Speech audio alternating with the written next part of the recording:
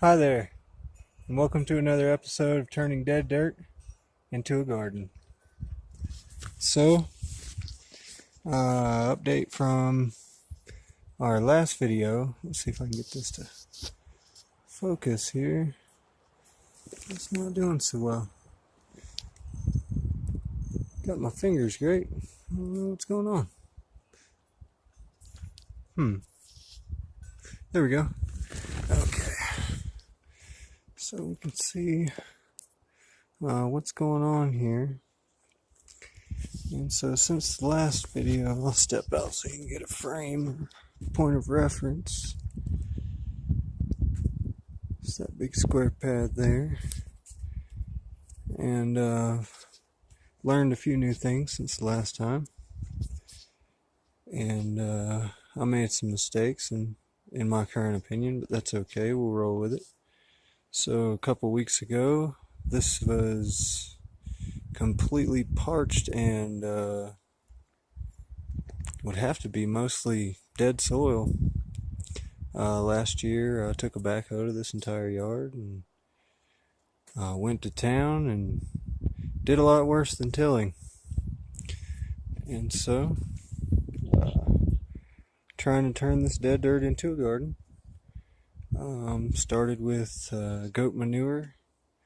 Then I had some marijuana mulch on the hill that's been sitting under a tree for the last couple of years. Just brought that down, spread it over the garden, spread it all over the rest, and then I had a bag from some landscaping I did last year, some pine needles and aspen leaves, and that's just more good sun cover protection for those roots, the microbes, the mycology, the bacteria. Something I've learned along the way here is that the bacteria and the microbes, or the mycology in the soil, for one, they provide the breakdown of the soil, and therefore do the trading with the roots. The bacteria trade the roots nitrogen for carbon, and the mycorrhizal fungi, they take let's see, it's sugar, starch, and protein from the root, and in exchange they provide magnesium, calcium, iron,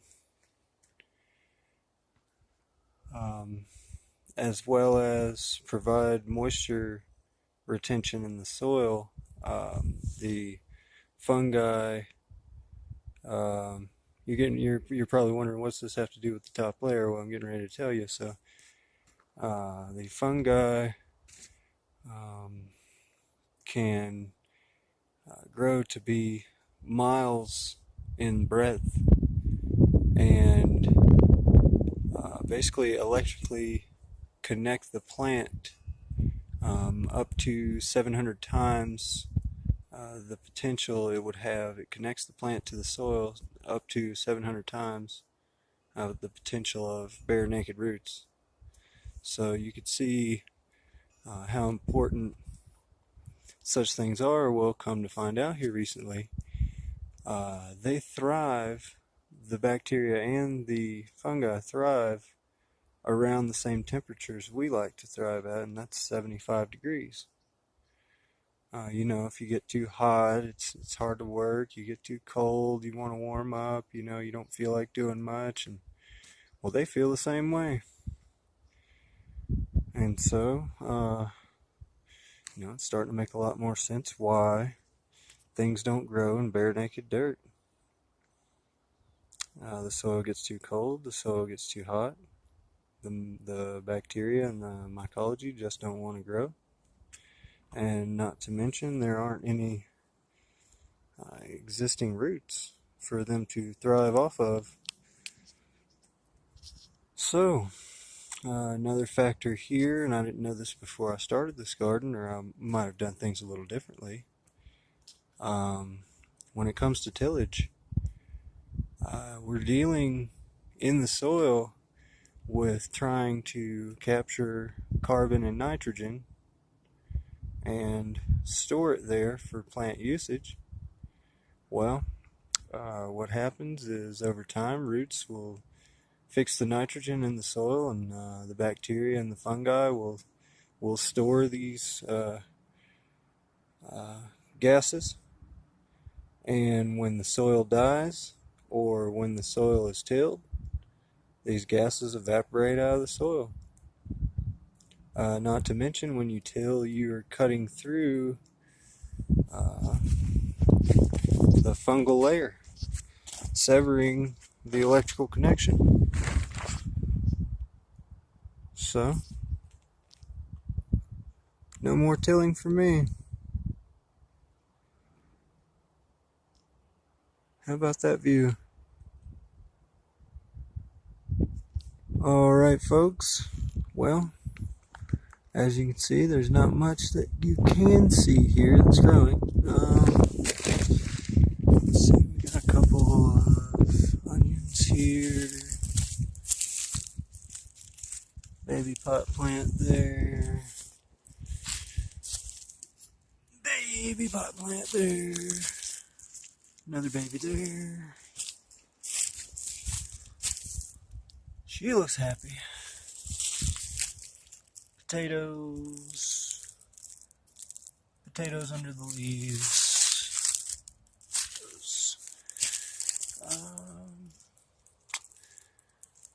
Another happy girl. More potatoes. There's beans going to come up next to these potatoes. And they will be shaded by these. And I guess you don't all know what these are, but these are marijuana plants. And they grow to about human height or taller. So they'll provide some good shade for the plants that need it. And then I get to have things growing all around it that don't take away from the girls. Well, that's all folks. Till next time.